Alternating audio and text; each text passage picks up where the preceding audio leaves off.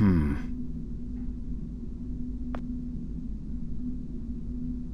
Hmm. Hmm.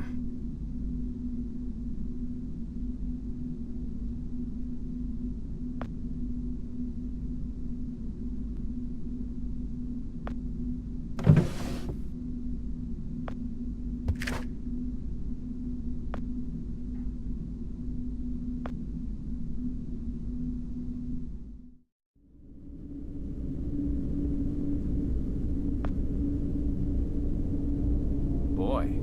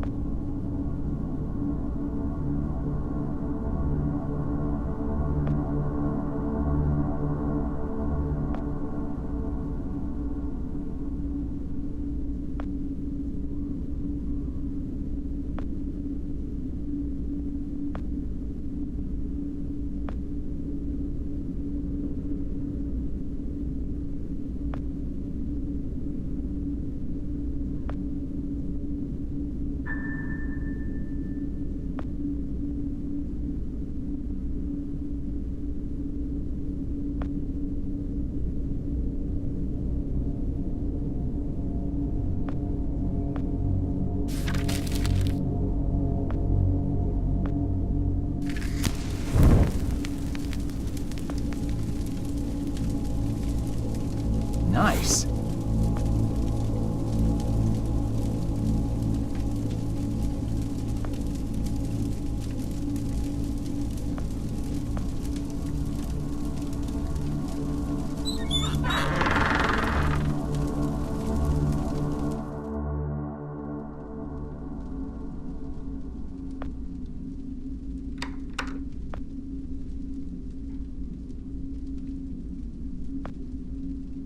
Hmm.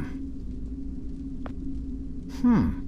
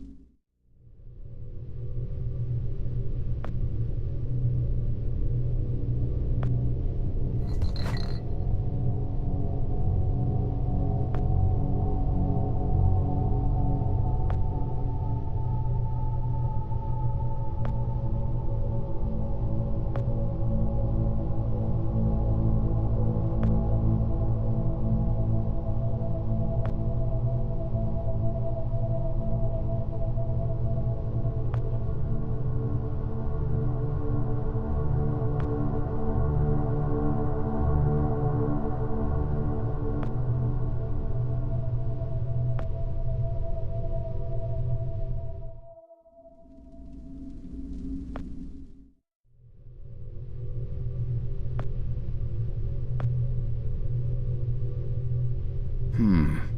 No.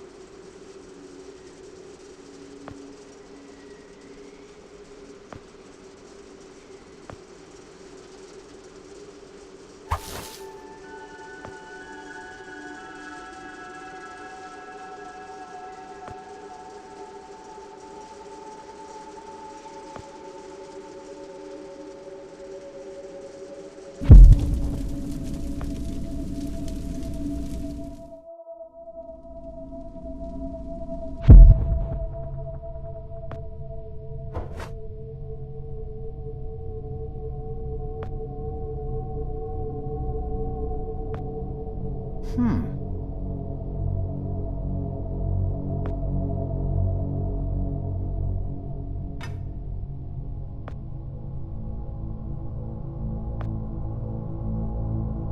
Huh.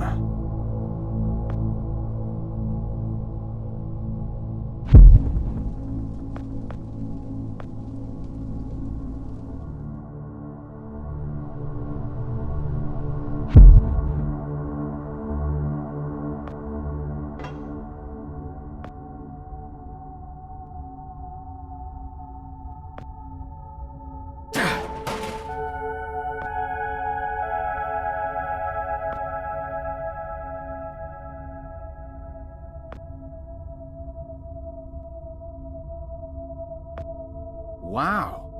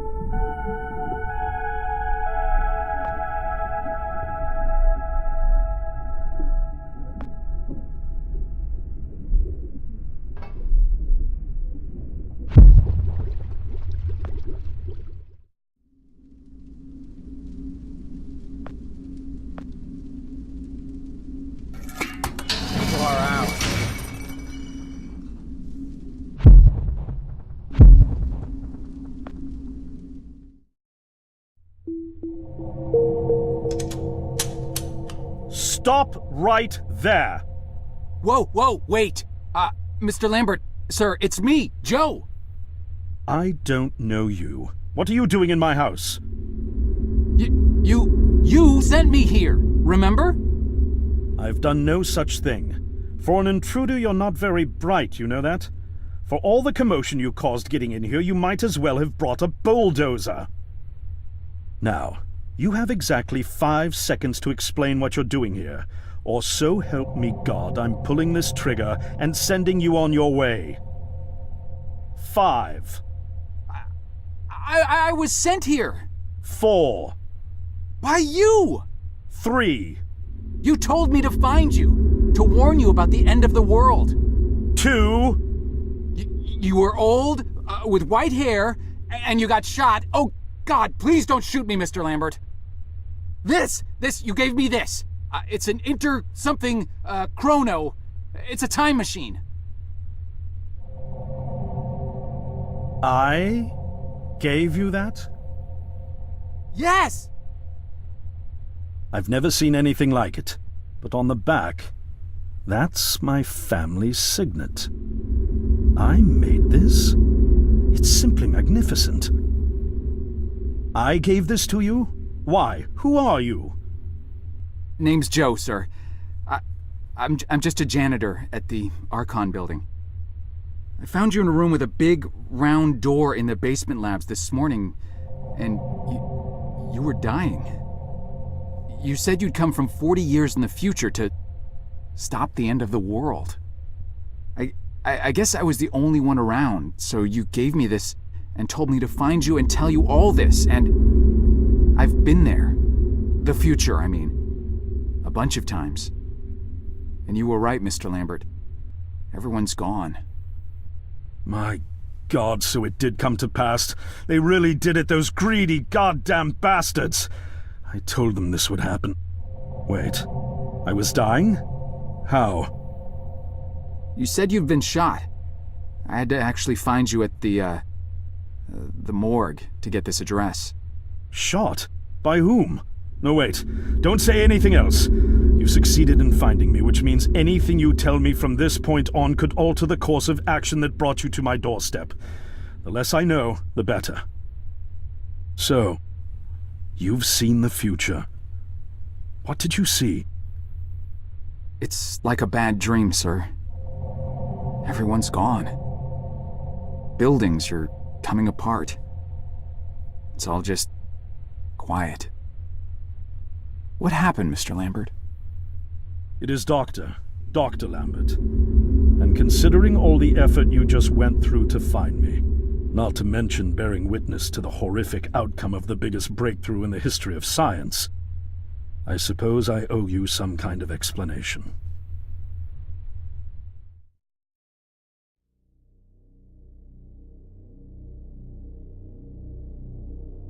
I was 24 when I got hired by Archon, or Athena as it was called back then.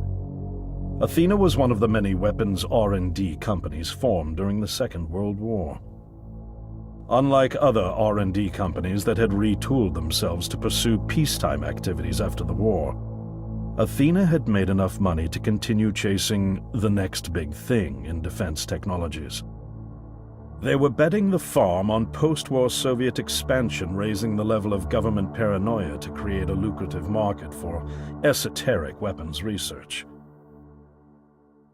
I'd say they made the right bet.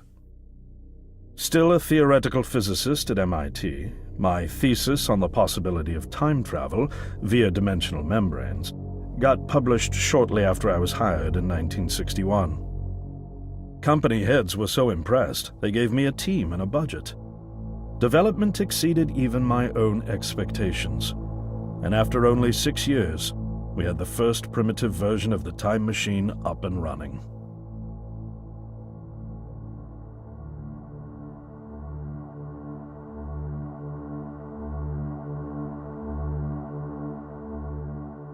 Our first successful trials involved sending simple objects into the future with a timed return.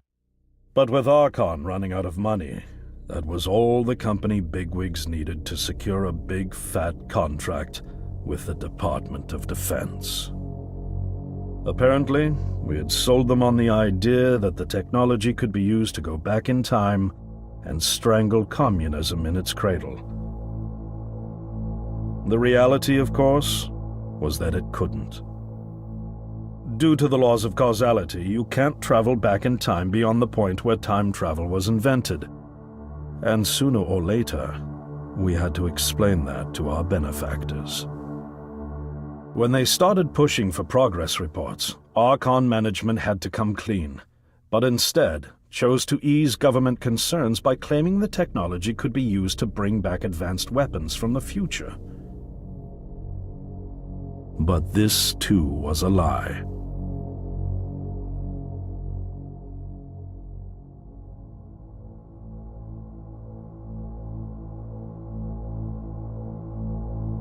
At this point, we'd already had our first of many human trials, and we knew there would be no weapons.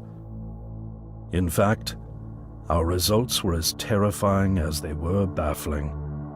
Time pilots returned frenzied and confused, raving about empty streets and human remains.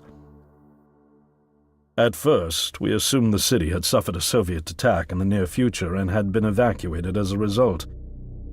But as we pushed on further, the terrible reality became clear. Time pilots started returning fatally ill, dying within a day or two from painful convulsions. Some never returned. We lost several pilots, machine prototypes, and other equipment. When the first contamination erupted in the lab, we were completely unprepared, losing 3 lab technicians to what we later identified as an incredibly aggressive airborne virus.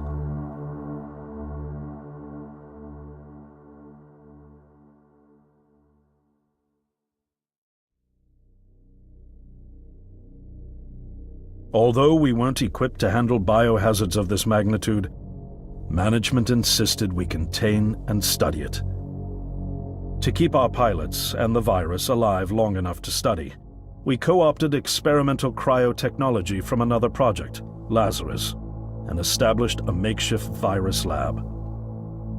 Once again, the bigwigs managed to spin our setbacks into a success story for the Department of Defense, now claiming that the virus could be cultivated for use as a biological weapon. The team threatened to resign, but outrage was swiftly quenched by promises of massive salary increases and stock options. I didn't take the bribe. I'd witnessed the lethal efficiency of the virus firsthand. I knew there was only one way this was going to end, so I handed in my resignation and set up shop out here. For over a year, I've been working to recreate the technology to bring me back in time and prevent mankind's extinction from ever happening.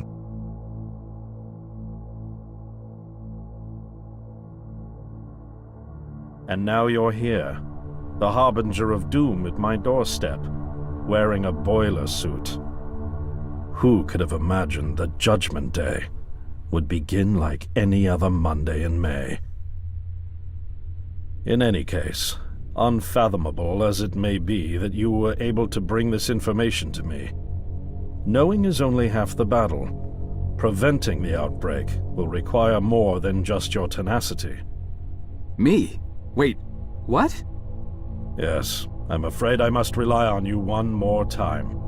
You must go back to Archon and prevent the outbreak. No, that's, I mean, I'm really honored and everything, but... Believe me, you're the last person in the world I want to entrust with this, and I mean that quite literally. But by this time tomorrow, the entire city will have succumbed to chaos, panic, and death.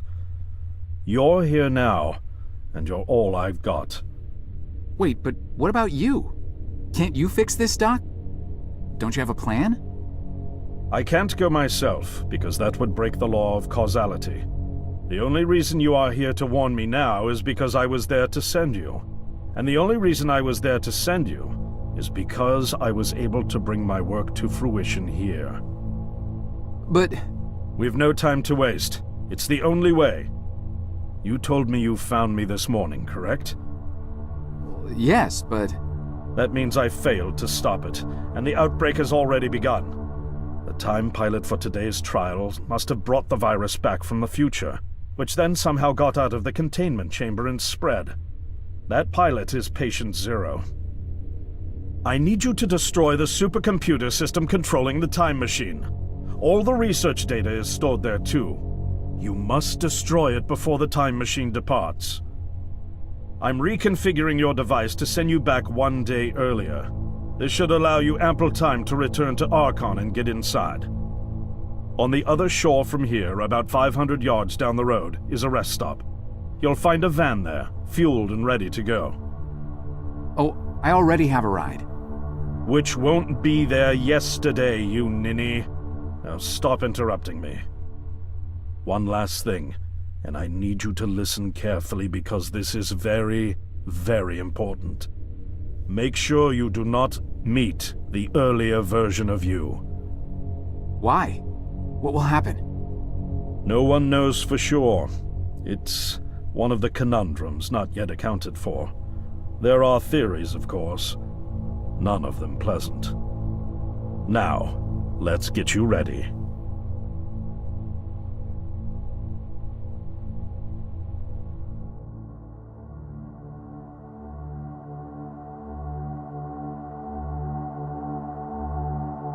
How did I get myself into this?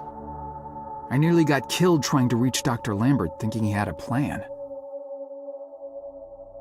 And it turns out it's me. I'm the plan. At least I don't have to walk back. This van's not as cool as the ambulance, but it has its charm. And it sure was nice of him to pack me lunch. I wish he'd pack me a can opener for the beans, though. And some gas for the Bunsen burner. But I'm sure I'll think of something. I've got several hours of driving ahead of me after all. It'll be almost morning before I get to Archon. I just hope I have enough time.